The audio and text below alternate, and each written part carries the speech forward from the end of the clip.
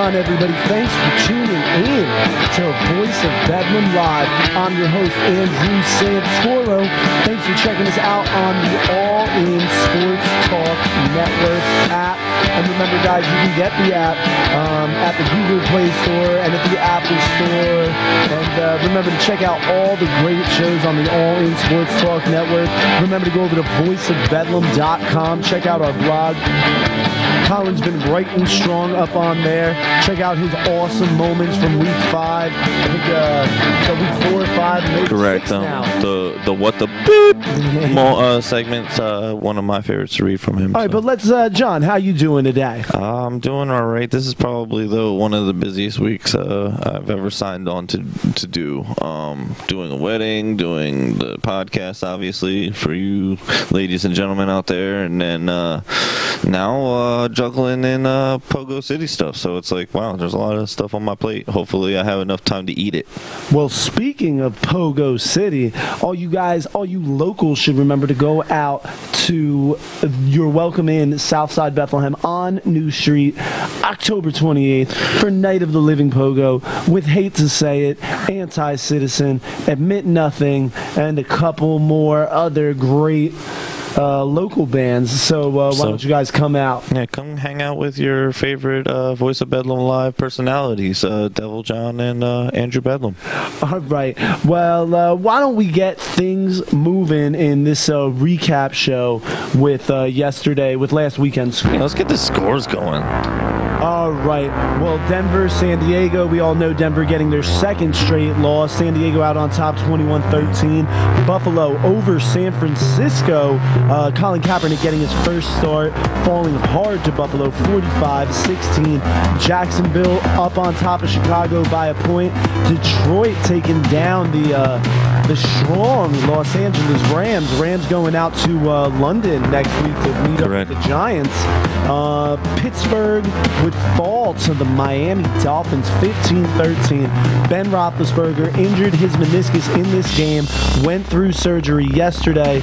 He is out for this coming week, but it seems like he should be back relatively soon, week-to-week basis. They're looking at him. New England winning their second straight over Cincinnati, 35-17. Tom Brady's home debut. Now, NFL.com's got them ranked number 1 in the power rankings over the Minnesota Vikings, who are undefeated. The Saints taking out Carolina 41-38 in a high-scoring game. In a really crazy game, the New York Giants out on top, finally ends that 3-game losing streak with Baltimore of 27-23 Giants. Titans over Cleveland 28-16. Yes, Washington wins over Philly 27-20. What is going on over there? I guess the rookie magic has kind of worn off a little bit. It kind of made the division all it's kind of together. Yeah, it went from a mess to kind of like the best over there in the East over there. You guys are not terrible teams, but onward march here. Kansas City defeats Oakland 26-10. Dallas defeated Green Bay 30-16. That's a game we're going to talk about in a little bit. Seattle over Hotlanta, or maybe now the signs of Notlanta coming into play. So then Seattle's back. Houston wins in overtime 26-23 over Indianapolis, and the Arizona Cardinals 28-3 over the Jets. The Jets only getting a field goal. And that is the scores. There we go. And I think in this week's daily breakdown, let's start off with Monday Night Football. So as John just told you, Arizona out on top of the Jets, 28-3. Jets unable to put up any type of offense. Ryan Fitzpatrick had become sick, got pulled from the game. Geno in. Now that's really the story we're going to start off with in today's daily breakdown. Now, according to NFL.com, Geno Smith replaced Ryan Fitzpatrick in the fourth fourth quarter of the Jets' 28-3 loss to the Cardinals on Monday night. But Coach Todd Bowles isn't prepared to name a new starter. Speaking to reporters after the game, Bowles said Fitzpatrick will remain the Jets' starting quarterback for Sunday's game against the Baltimore Ravens. Do you think Todd Bowles is making the right choice, John? No, absolutely not. Honestly, though, I guess in his eyes, he's trying to see exactly, because he only got a 1-year contract, so it's an evaluation contract, and he's being evaluated, and you can't be evaluated when you're sitting on the bench. Yeah, I think that evaluation is over. Yeah, I think he should have just took his deal that he was offered in the beginning of towards the end of last year, and he would be in a better situation, because then Todd Bowles' conversation about Fitzpatrick would be a lot different. It would be like, well, yeah, our quarterback is having a rough go at it, and we got to get him some help, to help push this team forward. But honestly, I think the magic's gone. I really do. But it also doesn't help that the Jets don't really have too many weapons to work with as well. So when you don't have too many weapons and you got questionable play on your belt, it's hard to perform at a top tier level. Yeah, now also according to the NFL.com article, Todd Bowles was quoted as saying Smith played the role of a relief pitcher. Fitz will be back next week. It definitely wasn't Fitz's fault. He barely had any time to throw. So then why pull him at all? What, was he afraid he was going to get injured? Why exactly pull him at all? in a game where it's 28-3, you're down to Can three he not scores. use the reps?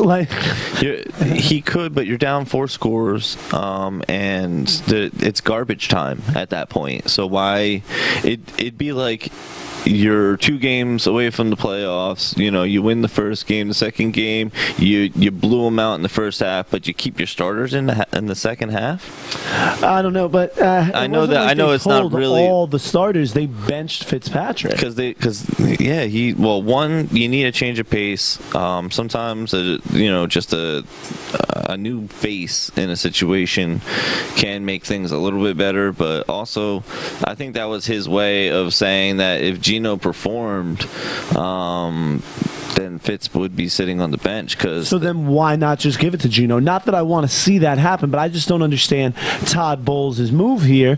Why put in Smith if he's not going to get the start? So I don't understand.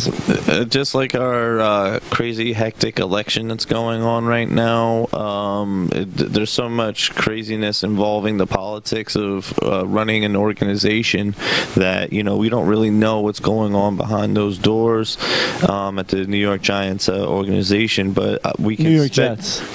Sorry. The Jets organization has had a lot of egg on their face in the last few years, and they're trying to turn it around. It looked like Todd Bowles had a nice grip on that defense when he took the reins of the team, and now the defense is non-existent, and he's kind of picking up with other pieces he's got left to try to save his job, and also maybe save the job of Fitzpatrick. All right, now we're going to keep on moving with today's daily breakdown and jump over to pretty much the game of the week. Dallas Cowboys going out to Lambeau to visit Aaron Rodgers and the Packers. Now the Cowboys come out on top big in this one, 30-16. The Cowboys really seem to be the top of the NFL right now. Dak Prescott, the rookie, throwing for 3 touchdowns. Ezekiel Elliott is just absolutely unstoppable. No touchdowns in this game, but still 157 yards off 28 carries, averaging 5.6 a carry. Now, it's like cereal, and Beasley is like having the best year of his career. Yeah, Cole Beasley just pulling in receptions. He had 6 last night, 2 of them for touchdowns, 58 yards. Yes, he did a great job on Sunday. I did call the Dallas Cowboys winning the game, but I honestly did not see I did not see them winning in that fashion. Yeah, absolutely. I agree with you completely. Now, Aaron Rodgers held to only one touchdown by Dallas's defense. Eddie Lacy only putting up 65 yards on the ground. But he was moving. And I don't know if you got to see the game. I watched this game, yeah. Like, he was jumping, hurdling, and I'm like, wow, for a big dude, you're moving, bro. You're moving. Yeah, but it was not enough. And, I mean, it doesn't really get... You can't beat much better of a team than the Green Bay Packers. You know what I mean? True, but so I think this is really nice for the Cowboys, and it also not won them division, but put them in sole possession of first place, especially with the Eagles losing. It makes the whole NFC playoff picture look very interesting, because there's a lot of teams in that mix that were like, okay, well, we can almost cross off the Panthers now with a 1-5 record. That team's gone. Arizona, where they're sort of there, but they're sort of not there. Not really they they're not throw going up anywhere this year. They throw up tons of points against mediocre teams, and can't squeak out the tight games. Carolina's fallen back into their trends of losing tight games, and so that's two of the teams that were represented in the NFC Championship game. So now you're talking about moving on to a new era of teams now, because Seattle was once one of those teams as well that we were like, yeah, you always got to count for, the Seattle Seahawks, especially when they're at home. Now, the other teams that are kind of emerged that are kind of a surprise, I would have to say most definitely is the Cowboys and the Vikings. Those are the two teams that people are like, okay, Vikings, we knew that you did something last year, but we kind of figured it was going to be a fluke, especially with Sam Bradford coming in and taking over the leadership position. Now, this year, though, has been the year of the underdog. I don't know if you've noticed it or not, but it is definitely the year of the underdog. All the games that we think that were our sure picks are the ones that end up blowing up in our face. Now, all right, if you want to talk about underdogs, who's the underdog? Because the question I have in my notes, the question everybody is talking about, Dak Prescott has won 5 straight. The only game he lost was his first one, and that was against the New York Giants in a tight one that he could have not easily won, but a game that he was never really out of. He's won 5 straight. Romo is on the horizon. Is there any reason whatsoever to put Romo back in as a starter, or is he now the underdog? Well, they shouldn't put Romo back in because you don't take the ball away from the hot hand right now. You got a good rookie quarterback that is moving the ball. He's throwing up 3 TDs in a game. He's got production out of the offensive line that has created a decent running game out of it as well. So why change it right now? It'd be like trying to change a tire on your car that is running smooth. It's like, nah, I kind of want to change the tire while it's moving, though. Yeah, see, I completely agree, but a lot of people, well, not a lot of people, it seems like the whole world completely agrees. You'd have to be crazy to pull out Dak Prescott. Let's not forget, though, Doug Flutie was pulled by Wade Phillips to put in Brad Johnson, not Brad Johnson, I forgot his name, the Buffalo Bills quarterback, the surfer kid. Back in the 90s, he got pulled in the playoff game, and Johnson, not Brad Johnson, but Chris? No.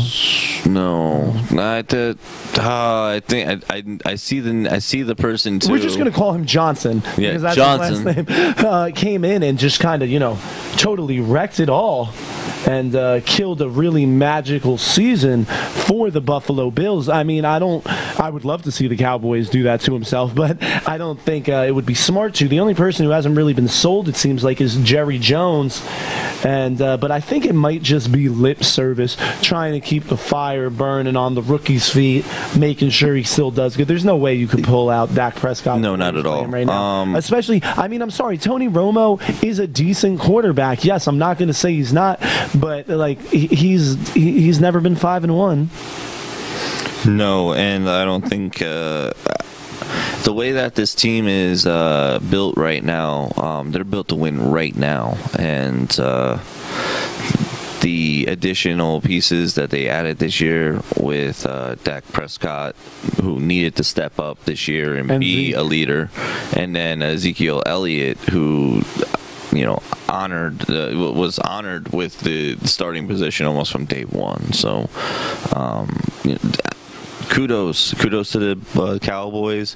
Am I going to be one of the people that's gonna jump on the fan wagon of saying that they're gonna restore their dynasty years of the 90s? No, I don't think it's that close. Your defense is still suspect. Not last week.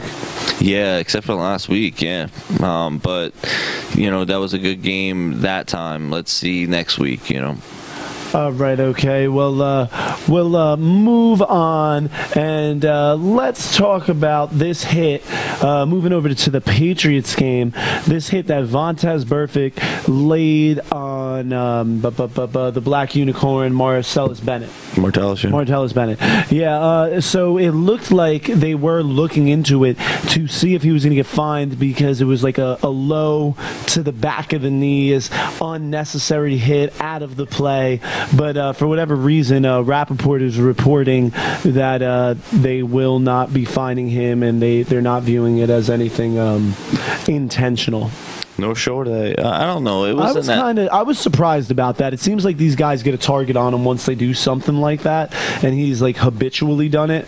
And the play was questionable. It was questionable, but honestly, in this game, your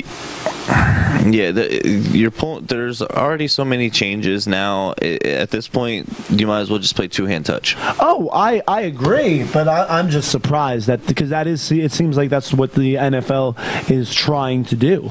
Yeah, because I don't get it. Or maybe they can play bubble balls. Bubble balls? What is bubble balls? I've never seen. My daughter watches Bubble Guppies. Yeah, sort of. No, not even close to the same thing. All right, think of yourself as a giant bubble boy, right? And you're in a big plastic sphere, but you have your feet exposed so you can run around. Oh, okay. I gotcha. Okay. Well, let's talk about football, and let's talk about Tom Brady's home debut, a game where he threw, yet again, 3 touchdown passes. None to Bennett this week. Did throw one to the other tight end, Rob Gronkowski. Gronkowski, 7 receptions, 162 yards, and a touchdown. Blunt with 50 yards on the ground and a touchdown as well. Now, Andy Dalton, 21 for 31, 254 yards, 1 touchdown. Giovanni Bernard and Jeremy Hill would both go scoreless again, both of them averaging under 3.5 yards a carry. AJ Green, I hope you didn't spend too much money on AJ Green in fantasy this year because it really wouldn't be paying off. No, not at all. It's kind of the story for a lot of the top tier wide receivers this year. I think it always is, because everybody kind of expects them, and teams prepare for those individuals. So it's going to be hard to be on top of the game and stay on top of the game and not have defenses prepared strictly for you. Yes, I agree. But I don't know, John. What do you think about the Patriots, according to NFL.com, knocking out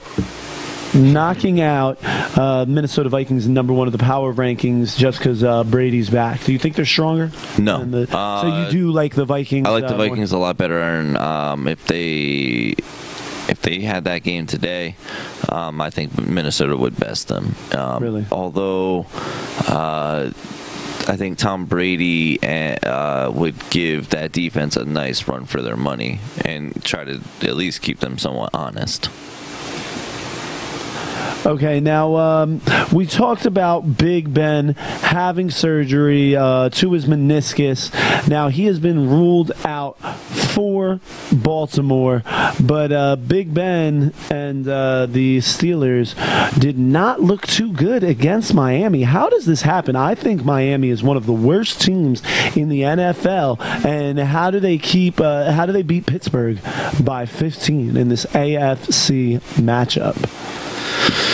Miami has decent offensive weapons, and not only that, it was the production of running back Jay Ajayi. He 204 yards, 2 touchdowns, 2 TDs. Yeah, 25 carries. That's ridiculous. That's 8.2 a carry. Yes. So 204 on the day. Not only that, they had decent production out of Jarvis Landry, 7 receptions for 91 yards. Take that. And then also Gray with 3 receptions for 81. Yeah, the biggest thing, though, it was Tannehill, 24 for 32, no interceptions, no TDs, but 252 yards through the air. So he's moving the ball effectively through the air without giving the ball over. Usually that's an indicator that you're going to have a good game. Now, Hayward Bay broke a big one, a big 60-yarder in this game for a score. Bell, 10 touches for 53 yards. It's 5.3 a carry, no touchdowns. Surprised they should. I think they should be feeding it off to Bell a little bit more. He's got to get more than 10 touches a game. I agree. They should be touching, but not only that. Don't forget, he had 6 receptions though as well for 55 yards. So combined over 100 yards.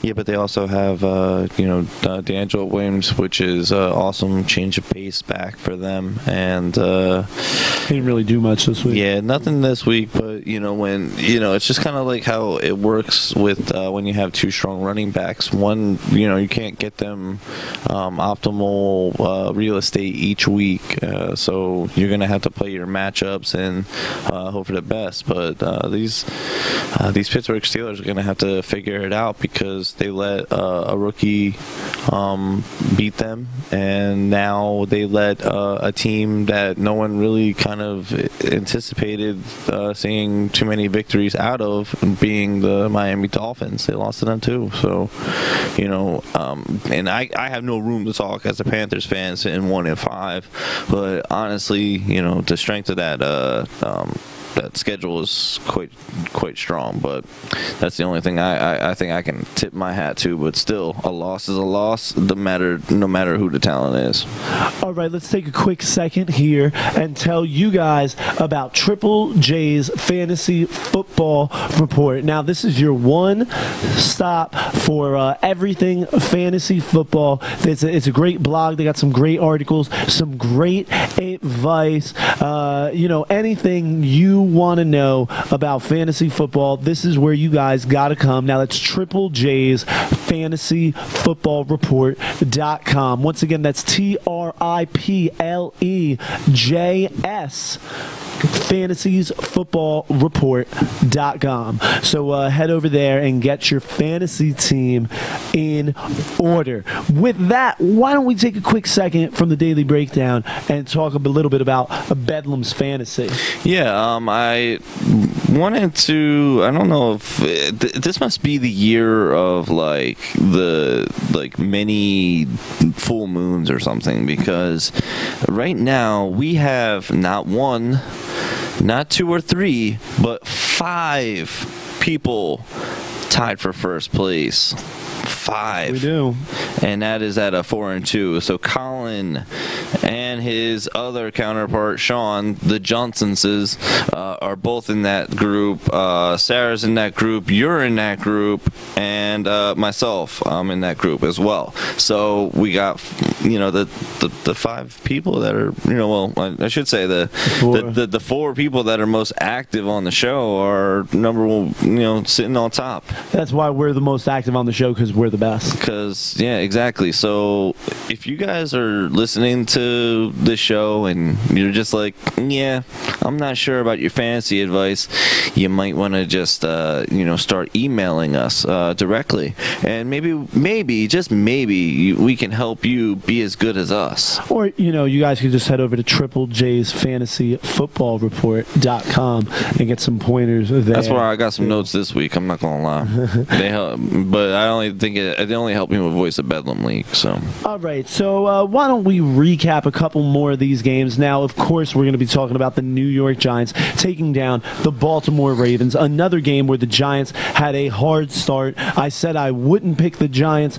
until they showed me a game with no turnovers, but I'm a liar because I do like the Giants next week in London with the Rams, but they did turn the ball over. And on top of that, Odell Beckham turned the ball over on the first offensive play. Now, the way this game, Baltimore Ravens went up 10-0 in the blink of an eye. And, pretty much they let the Giants hang around, and they never should have. The Giants were playing sloppy. They were turning the ball over. They weren't in sync. They were getting penalties just like they've been doing all year. But then, out of nowhere, Odell Beckham remembered how to play football again and redeemed himself from that ugly fumble on the first play of the offense. Pull in 8 receptions for 222 yards and 2 touchdowns. Now, this is a 64-yard touchdown and a 75-yard touchdown. Beckham also had a 46-yard reception that he didn't score on, and the 60-something yarder came on a 4th and 1. Beckham really putting this team up over the top. Eli, 32 completions on 46 attempts for 403 yards and 3 touchdowns. Now, Terrence West pretty much made up the offense of the Baltimore Ravens, rushing for 2 touchdowns, averaging 3.8 yards a carry with 87 yards on the ground.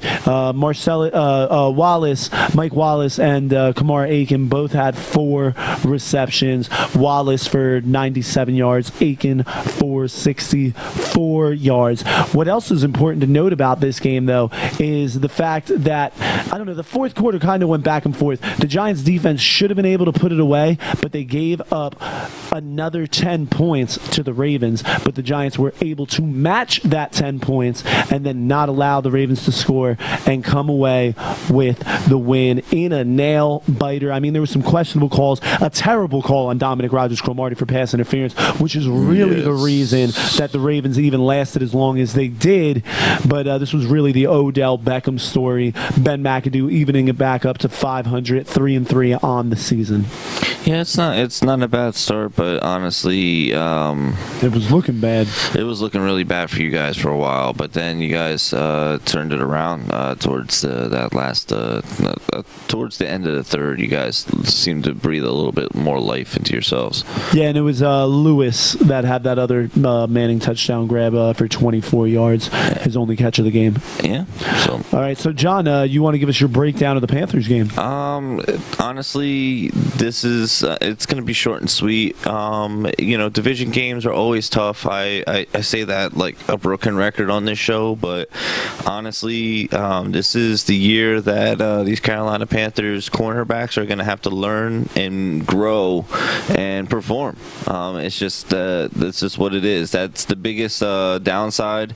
They allowed way too many catches. They allowed 465 yards and 4 touchdowns from Drew Brees. Correct. The linebacker core and the front 7, they're good, but honestly, we need more production out of this secondary. But there's a lot of young guys. Zach Sanchez just stepped up from the practice squad to start after Ben Benoit got kicked out and moved out and picked up by Miami.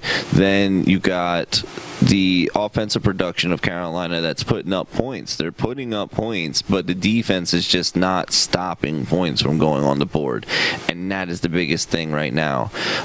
If they can turn it around, I would like to see them as a wild card team because I think that they're already kind of written off, but there's not so many people that have completely written them off, which kind of makes me feel good as a fan, but it also makes me look at the picture picture a little bit more in depth because, like I said, Cam Newton went 27 for 47 for 322 yards, 2 TDs. Jonathan Stewart on his day back, 19 carries, 85 yards, and 2 TDs. Yeah, but Newton didn't even have a 100-yard receiver. Greg Olsen did have 94 yards, no touchdowns, but no 100-yard wide receivers. But this is a stat I want to look at a little bit right here.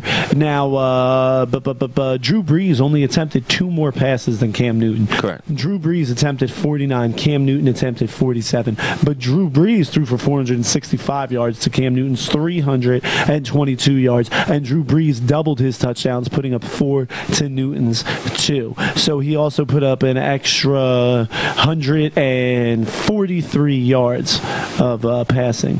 What's going on with your boys this year? I told you, man, that secondary is just very young and very inexperienced. And when you have inexperience, you're going to make mistakes.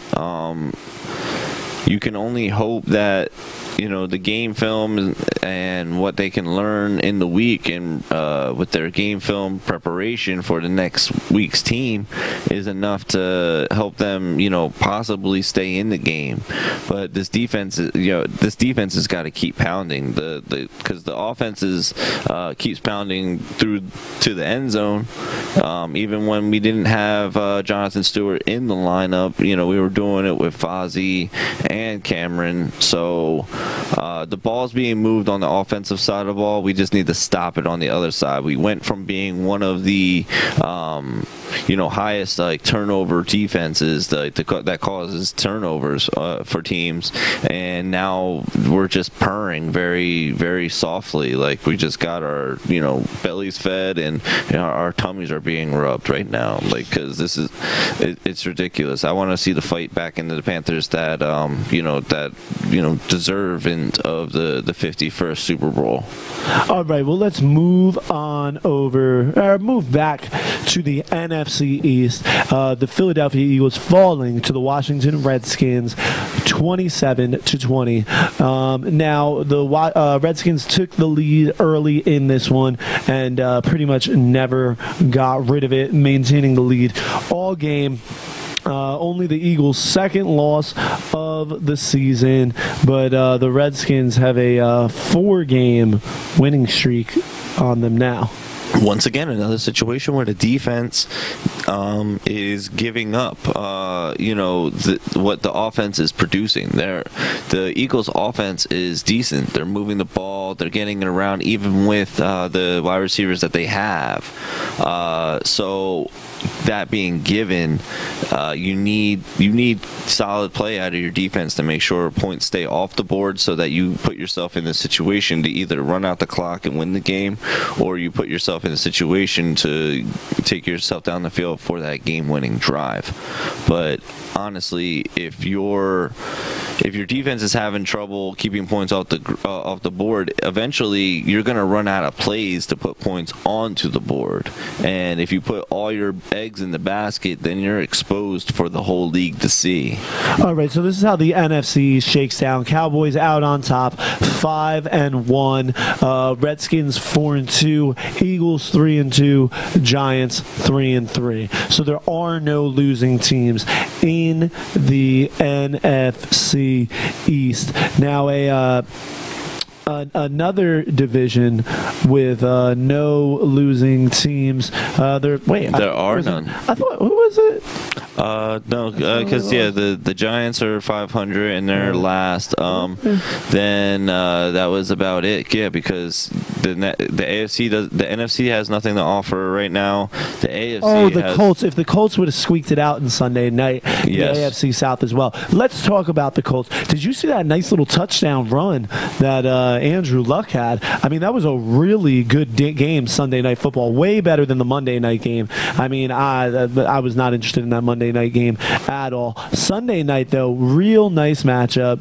The Titans trying to prove that, they can win games without J.J. Watt and with Brock Osweiler under center. Now, Osweiler 25 for 39, 269 yards, 2 touchdowns. But Lamar Miller also with a touchdown off 24 carries and 149 yards with a 6.2 average. Both Lamar Miller and Alfred Blue averaging more than 6 yards a carry in this matchup. Andrew Luck threw for a touchdown as well as that nice little run that he had. So what did you think of this game? I thought it was one of the more exciting games of the week. Yeah, what was more exciting is hearing the announcers say Fiedorowicz. Yeah, he had one of Osweiler's touchdowns. Yeah, Fiedorowicz. See, I knew that we would I messed it up the first time though. Yeah, and I was like, I was waiting for him to just be like, CJ caught the ball. But no, that did not happen. There's a bunch of things I noticed with the Texans offense. They seem like they can move the ball fairly well, but honestly, it looked like this might be the end of the Colts, because the Colts defense was just terrible, and I think that's going to be the common theme of why certain teams are not performing as well. It's not because their offenses can't put the points on the board. It's because their defense can't keep points off of the board in order to make those offensive points matter. They're giving up 26.7 points a game, which is 7th. It's top 10, but they are giving up 364 passing yards a game, 262 rushing yards a game. Or no. They're giving up 346 total yards a game, 262 passing yards a game, and 101 rushing yards. That's a lot. A game. It's a lot of yards, man, and that's a lot of ground to make up. No pun intended. For your offense to try to keep up. And like I said before, if you're using certain plays that are, known plays to get you into the end zone, and you use up too many of those, you don't have too many surprises then. So if you do squeak out a lot of wins, then when it gets down to the playoff time, we're going to have, you're going to have a hard time, being able to produce surprise plays to get you that win. Yeah, Andrew Luck had that nice 24-yard scamper for the touchdown, but I think they will right the ship next week, week 7, against the Tennessee Titans in Tennessee on October 23rd, 1 p.m. game. I do think the Colts will put an end to this 2-game losing streak. I disagree. The Colts did beat Chicago in week 5. That was their last win, 29-13 at home for the Colts. Correct. And I think, like I said, that's not going to... Next week against the Titans is going to be a tough matchup for them, and if they're giving up that much on the ground, think about what kind of day DeMarco Murray's going to have, and if they're giving up that much time and space in the passing game, then it's just game over. Yeah, this game did go into overtime. It looked like the Colts were, it looked like the Texans put up 14 points in the fourth quarter to send it into overtime, then held the Colts out of the end zone with the first possession, and the Texans were able to successfully kick a field goal in overtime to get the big win. Yeah. It was a 33-yard field goal by Nick Novak to win the game. There was a lot of game-winning field goals, which I thought it was kind of interesting that the Saints kicker got drug tested the next day. I didn't hear about that. Yeah, he got drug tested the next day. But a big play here, though. Brock Osweiler throwing a 36-yard pass to Jalen Strong to get them in to field goal range. My question to you, because we both rode Houston Texans very highly in the beginning of the season, along with a lot of different people. Yeah, what do you think's happening down there? Like, obviously, they can squeak out games that against mediocre teams, but I mean, they won that's not going to get a year. division. They're not a team. They're a team that's better on paper. I don't know if it's O'Brien. I don't know if it's the fact that they can't ever really get a real quarterback. But I mean, hey, they still have a shot. This was a huge AFC South win in overtime. I'm not going to kick too much dirt on them right now. I mean, I think the Texans are still. Are they the front runner for that division?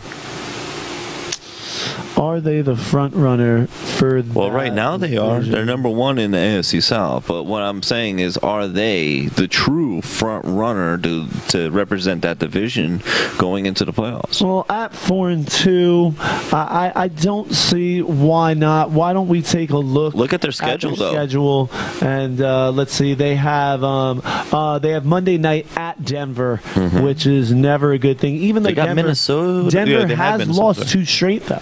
Yes, Denver Maybe they has can lost. Squeak it out. You don't know the health of Gary Kubiak. Maybe they could pull out an upset in Denver. Detroit the next week, and then the bye. So, I don't see them going into the bye any worse than 5-3. I don't see any reason why the Houston Texans can't win a bad division again, just like the Carolina Panthers did for the past 3 years in the NFC South. I know this is way early to call this game, but I say Detroit's going to beat the Houston Texans in Week 8. So you're calling games 2 weeks from now? I disagree, but we'll see. I think Detroit's going to pull it out. We'll see. All right. Well, why don't we wrap up our daily breakdown? Yeah. And why don't we talk about a little bit of JokerChoker.com. Now, JokerChoker.com is the home of Joker Choker Pro Football Pick'em Poker, a new style of football pick'ems that brings strategy of the poker game to football pick'ems. Joker. It's free to play and it's easy to play, but it takes strategy to win. Yeah, and when we're talking about strategy, the way it works is each pick'em is going to be assigned, obviously teams. So each team is going to get assigned a card. Now you're going to have to choose from the winning picks that you choose the card that you are going to make the best poker hand out of 5 cards. Okay, now yours truly over here is doing pretty good at Joker Choker, because last time I checked, numero dos overall. So what am I, number 6, I believe? I believe so, 6 or 8, one of the two. So we're in the top 10 over here. So and just to show you how good we are, we're gonna give you some bonus coins at JokerChoker.com. Just enter the promo code Bedlam, BEDLAM. Okay. See, I kind of want to do my old joke of where I say BEDAM and then it'd be like, where's the L? Because I'm about to hand it to you right now. Joker. But get over to JokerChoker.com right now. Enter the promo code Bedlam. Come and join us. Get the bonus coins. Come play this game. I love it. We love it. You'll love it. Join us. JokerChoker.com. All right, so John, why don't you rattle off your Joker Choker picks? Well, the ones that are going to mean the most this week, because like I said, I'm returning on number 2 overall, which is pretty dope. I'm not trying to be too pompous here, so I'm just gonna move on with my picks now. Now I got the Green Bay Packers over the Bears to give me a king of hearts. I got Minnesota Vikings over the Philadelphia Eagles to give me the king of clubs. I got the Bengals over the Browns giving me the king of diamonds. And then I got the Atlanta Falcons over the Chargers giving me the 3 of clubs. And the 49ers over the Buccaneers giving me the 3 of hearts. I'm sticking to my strategy of going full house, and that's a full house right there with 3 gangs and a pair of trees to help me. Well, you'll be getting 2 pair this week, because there's no way San Francisco is winning. Over Tampa Bay. Let's see. Colin Kaepernick's not a real quarterback. Blaine Gabbert's not a real quarterback. Chip Kelly's not a real coach.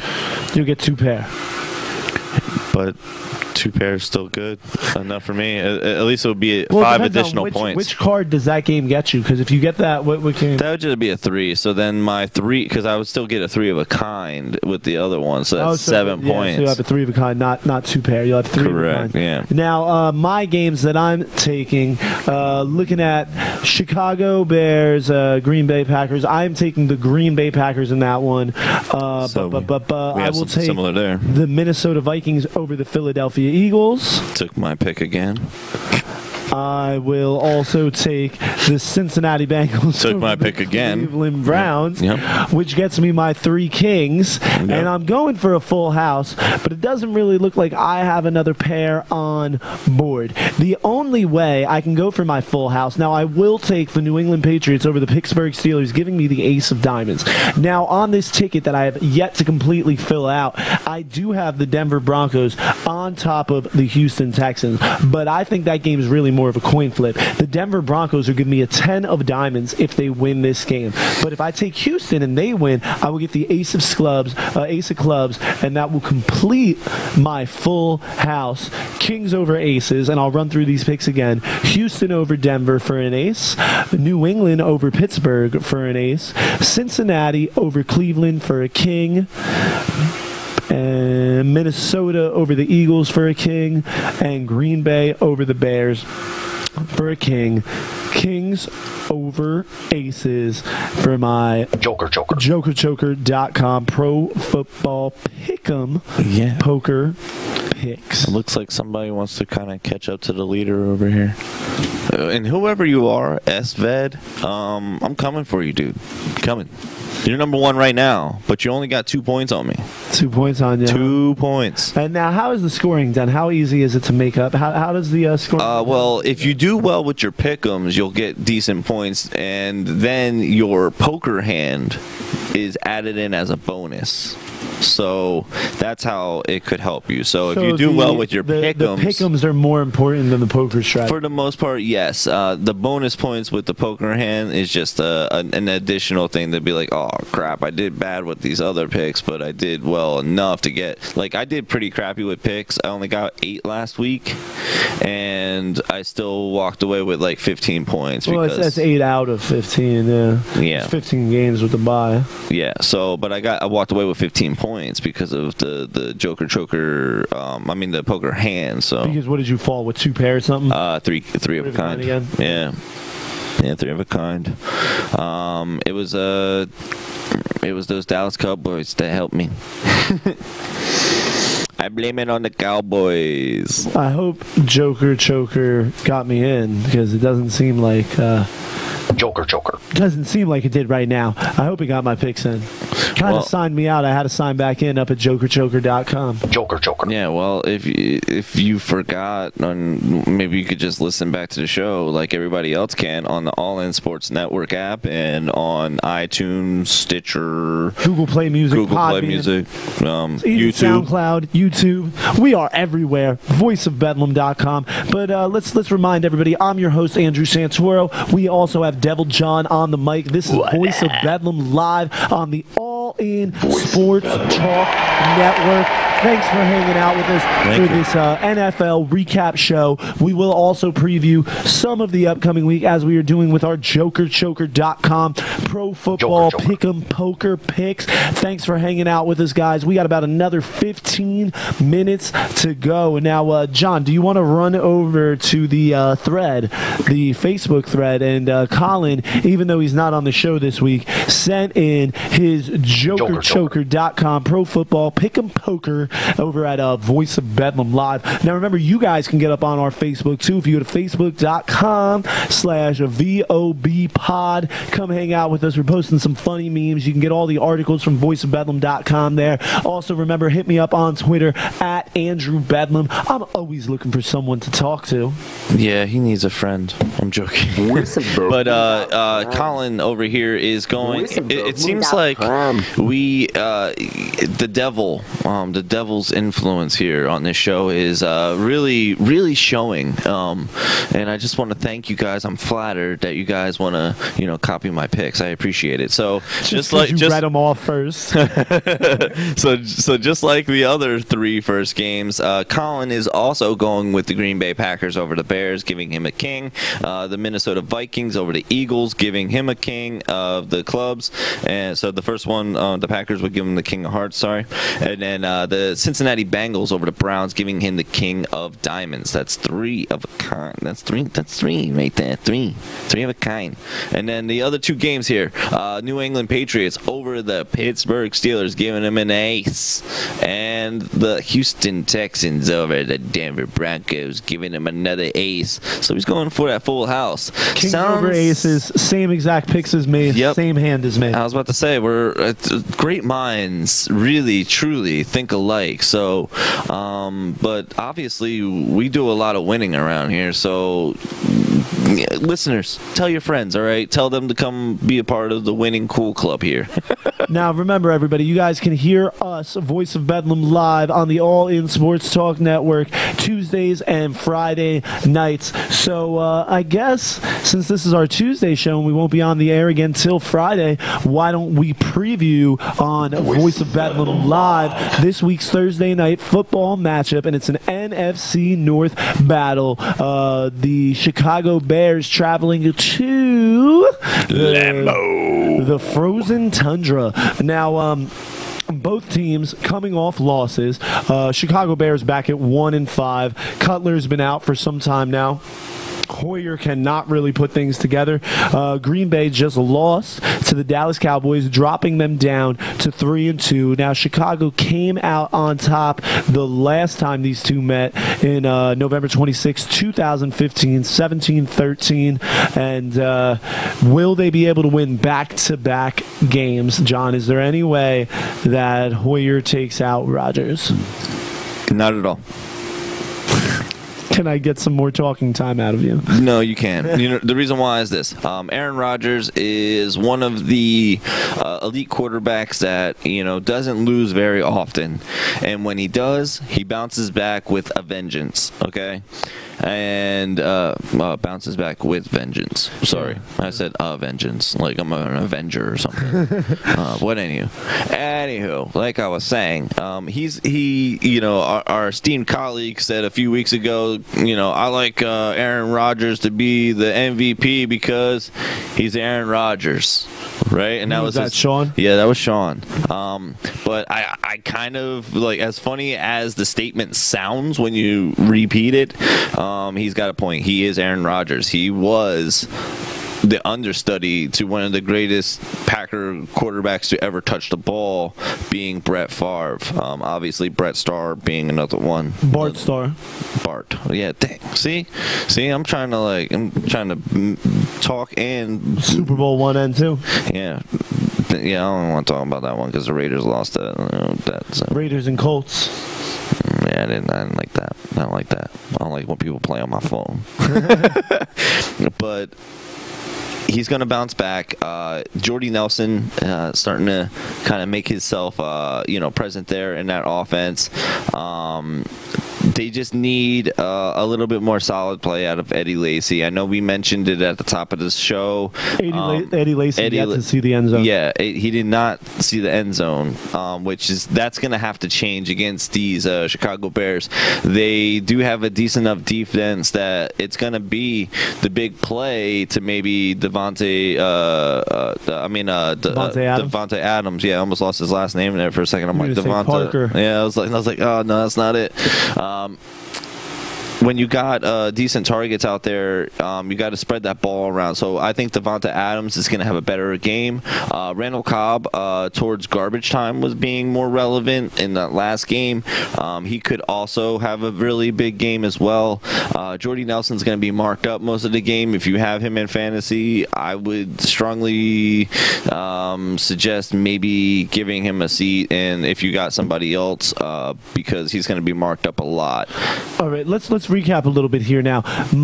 All off season, I was saying Jordy Nelson was done. He was over 30, coming back from an ACL. 5 I didn't TDs. think he had it in the tank. He got 5 touchdowns. I was going to get to that part, but he was auto drafted into my team because if you follow the show, my team got auto drafted because ESPN sucks, and I'm very disappointed ESPN. But so disappointed, just like I am in their sports coverage. Why would their fantasy app be any different? But Jordy Nelson being auto drafted to me, but he's been riding my bench all year, and I haven't done squat with him. Well, then you better start trading him because I put him in this week, though. I put him in last week. Really, all didn't really do as much though, so it doesn't really matter. Yeah, honestly though, these Packers are gonna rebound. There's not too many losses handed out to the Packers in Lambeau, especially back-to-back home losses. I mean, Jordy Nelson 5 touchdowns, Randall Cobb 1, Devontae Adams 3 touchdowns. Aaron Rodgers has thrown for almost 1,200 yards through 6 games, 10 touchdowns, 109 completions. Hoyer has 6 touchdowns, 1,400 yards, and 130 completions.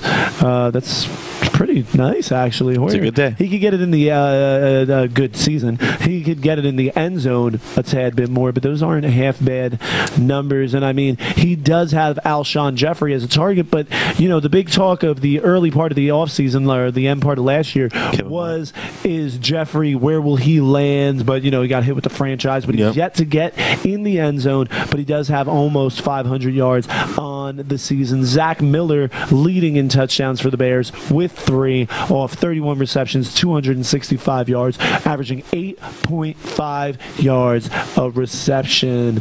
Langford, he really saved my fantasy team last year. He's got 2 touchdowns off 31 carries, only 116 yards, averaging 3.7 yards a carry. Yeah, I honestly though, I don't think the Bears have enough to spread out the Packers like the Dallas Cowboys did. Well, I mean, when you look at the numbers here, total yards per game, the Bears actually get 375, where Green Bay is only averaging 331. Then if you go passing yards per game, they're ahead in that category. Green Bay does best, the Bills in the rushing category. Green Bay rushing, the Bears. Green Bay rushing for 105 yards on average, where the Bears are rushing for 91. I really don't think this is going to be a blowout, but I can't see Aaron Rodgers losing back-to-back games at Lambeau Field. One thing we might also want to mention, Brett Favre getting his Hall of Fame ring, being honored at halftime. Now, as a Giants fan, I really noticed this. Every time, at least when you're a Giants fan, that the Giants honor someone at halftime, they get defeated. They get killed, let alone defeated. That's exactly what happened to the Packers this week. They got demoralized. Yeah, exactly. Got beat up by a rookie running back, a rookie quarterback, a missing top wide receiver to an old slot wide receiver who's been undersized and having the best year of his career. I've always kind of liked Beasley, to be honest.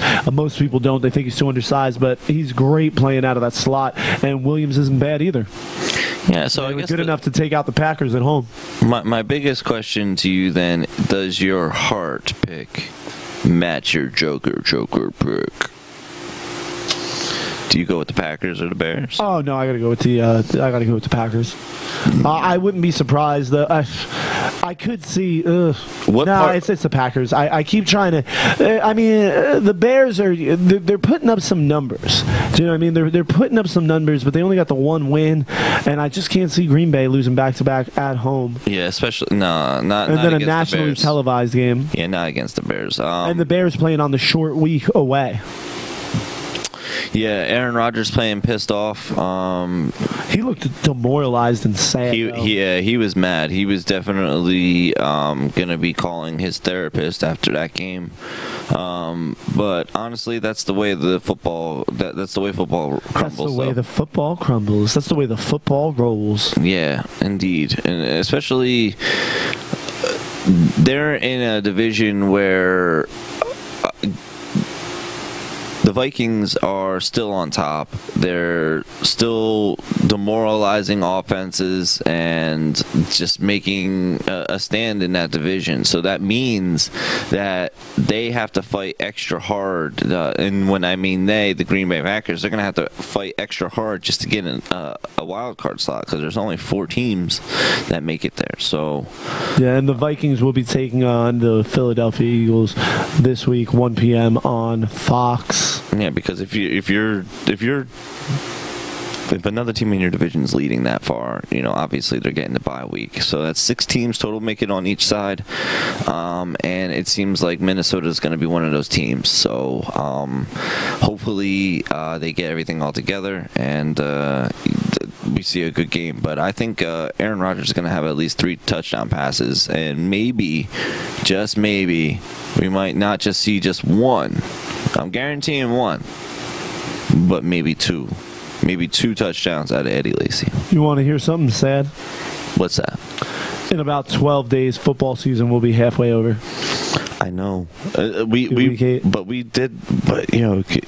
can you believe that this show, we started this in the off season, and it just keeps going, and now that is football season, it's flying by quicker than the actual show beforehand.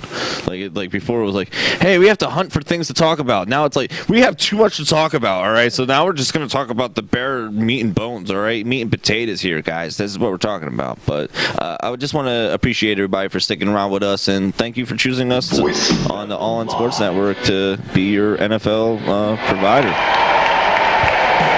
All right, everybody, that's going to wrap it up for this week. Or for today, really. We will be back on today. Friday to give you our full preview and the rest of our picks on Week 7. We had a blast. Hope you guys did too. Remember to go over to voiceofbedlam.com and get everything squared away there. We are getting out of here. What is going on there, John? Thought I'd do a little bit of fun with the music, just throwing me off there. All right. Well, let's end on a mildly warm note. For Devil John, I'm Andrew Bedlam, and we're getting the hell out of here. Peace.